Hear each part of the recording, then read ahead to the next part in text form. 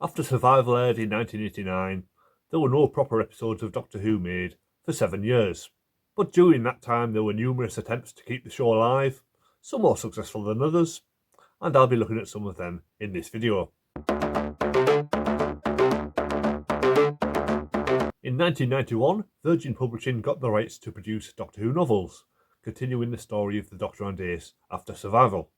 They started coming out every 2 months, then they went monthly until May 1997, and there were 61 volumes in total. The authors range from original series writers Terence Dicks, Mark Platt and Ben Aronovich, to future TV writers such as Russell T Davies, Paul Cornell and Mark Gatiss. To be fair, there were also a number of novels by first-time writers who didn't go on to have careers, and some of them can be a bit rough, but the overall quality is higher than most spin-off novels before or since. As the series goes on, there are a lot of important plot developments. Ace leaves the TARDIS and returns a few books later as a battle-hardened space marine. Paul Cornell introduces the new companion, Bernice Summerfield, a sarcastic archaeologist, who would go on to have her own range of Big Finish audios that continues to this day. And towards the end of the run, the companions became Chris Quedge and Ross Forrester, who started out as Judge Dredd-style space police in a 2000 AD-style future. The early novels were noticeably more adult than the TV series, with swearing, sex and violence at levels never seen on the TV show before or since. This was toned down after a while, but the series continued to use big sci-fi concepts, with cyberspace and virtual reality cropping up multiple times, and they attempted to give a consistent vision of the future of Earth and its colonies. Aliens from the series rarely appeared. Daleks were mentioned, but never actually showed up, and there were one-off appearances by Cybermen, Ice Warriors and the Master, among others. The Doctor's mysterious past was also developed much further than in the TV series, with Gallifrey's ancient history fleshed out as the range went on, culminating in Mark Platt's Lungbarrow, which revealed the truth about the origins of the Doctor before the whole timeless child thing wiped that all away. The New Adventures are one of my favourite periods of Doctor Who, taking the concept beyond the constraints of TV and pushing it in all kinds of exciting new directions. It's a shame they've become less relevant over the years, and a lot of them are extremely expensive to pick up second hand. But you can find electronic versions of all of them if you know where to look. For many years, the New Adventures novels felt like the official continuation of the series, so I've always felt they should be more documented than they have been. So I've decided to read them all at the rate of one a month, and I'll be reviewing them on here in batches of 4 or 5 every 4 or 5 months, starting with the 4 Time Worm books in about February. So it should only take me about 5 years to get through the lot. And if you're interested, you can read my review of the first book, Time Worm Genesis, on my Patreon right now for free. In 1993, the BBC decided to mark the 30th anniversary of the show they cancelled 4 years earlier.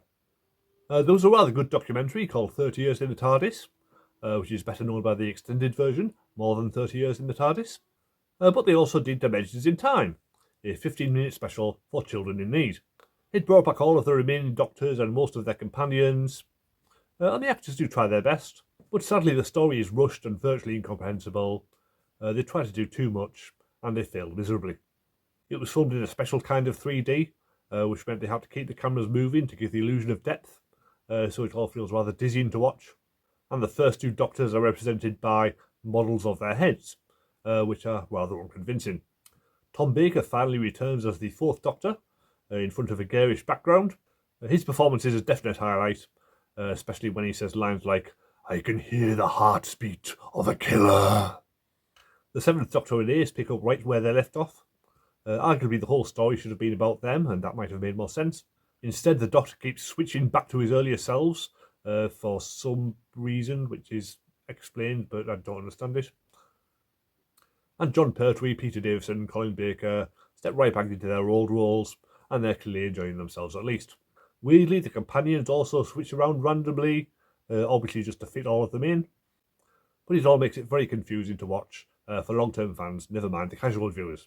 At first there seems to be a rule of 1 Doctor and 1 companion, but then the 5th Doctor shows up with Perry and Nyssa, so that goes out of the window, and Mike Yates and the Brigadier also appear out of nowhere. The costumes are particularly bad, with Sarah Jane Smith back in multicoloured dungarees, and Leela in some sort of Native American outfit. which does cover her more than the road costume did, but it doesn't make any more sense. There is a potentially good idea in there, with monsters chasing the Doctor and companions, but none of the passers-by can see them. That could conceivably make a decent idea for an episode, but the scene with all the monsters hanging out of the windows in the Queen Vic just looks ridiculous. You can't help imagining them stomping around the interior set and knocking over all the furniture like Mr. Blobby. The crossover with EastEnders was the big draw, allowing them to use the sets and characters of one of the BBC's most popular programmes.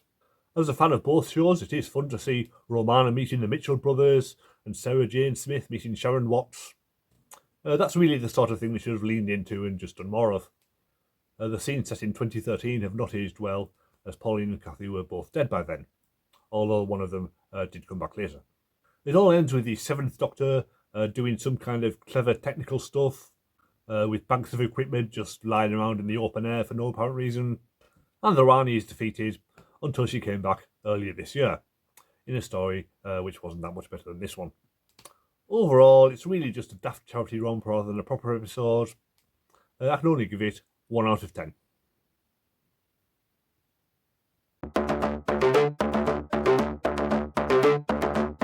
Two years later, some of these same actors came back for a direct-to-video spin-off, Downtime. There had already been several similar fan-made productions, such as The Stranger and The Airzone Solution, which featured many Doctor Who actors playing different characters. This was one of the first to use actual characters from the series, so it feels kind of official, and it certainly works better than Dimensions in Time, but it's still nowhere near as good as it should be. The story follows on from The Abominable Snowmen and Web of Fear, which viewers at the time might still have had memories of. Deborah Watling returns as Victoria Waterfield, who goes back to the monastery in Tibet to meet a monk wearing sunglasses and a massive yellow hat, which is probably the most impressive visual in the whole production. She brings the Great Intelligence back to London and starts New World University, a very culty establishment where all the students wear yellow caps and green jumpers at all times. I went to university in the mid-90s myself, and the rooms full of desktop computers certainly bring back memories. We also get Elizabeth Sladen, reprising her role as Sarah Jane Smith, investigating events much as she did in her own series 10 years later. Sadly, she's not in this very much, but it's really more about Nicholas Courtney's Brigadier. Here he's somewhere between Mordrin Undead and Battlefield, about to retire from his school. And it's the first time we see Kate Lethbridge Stewart, here played by Beverly Cressman. And she does kind of look like a young version of Gemma Redgrave, so it kind of fits with the continuity of both the old and new series. The difference is Kate also has a son called Gordon, who has never been mentioned in New Who as far as I know, but maybe he'll show up in The War Between the Land and the Sea. It is good to see the Brigadier with his family for the first and possibly the only time, so it is worth watching for these scenes, if nothing else. There is a vague theme of fathers and daughters running through it, with Victoria hearing the voice of her dead father at the beginning, only for it to turn out to be Professor Travers, who is of course played by Deborah Watling's real father, Jack Watling. He is instantly recognisable from The Web of Fear. I think he was aged up for that role, but now he naturally looks the part, and he does a decent job in his final screen role. Of course, Victoria only met Professor Travers twice, so in universe it doesn't really work, and it makes her character seem a bit stupid and gullible, but then she was always like that really. The main problem is the low budget. It was obviously made on a shoestring, with basic visual effects and Yeti costumes that look like big fur coats. This time around the Yetis aren't even robots, they're just humans transformed by the Great Intelligence somehow, and the action scenes barely count as action. There are some nice touches, with black and white scenes with the Brigadier on the beach representing the astral plane, and the visions the Brigadier has of Victoria, where she just stands there all in black like a spectre.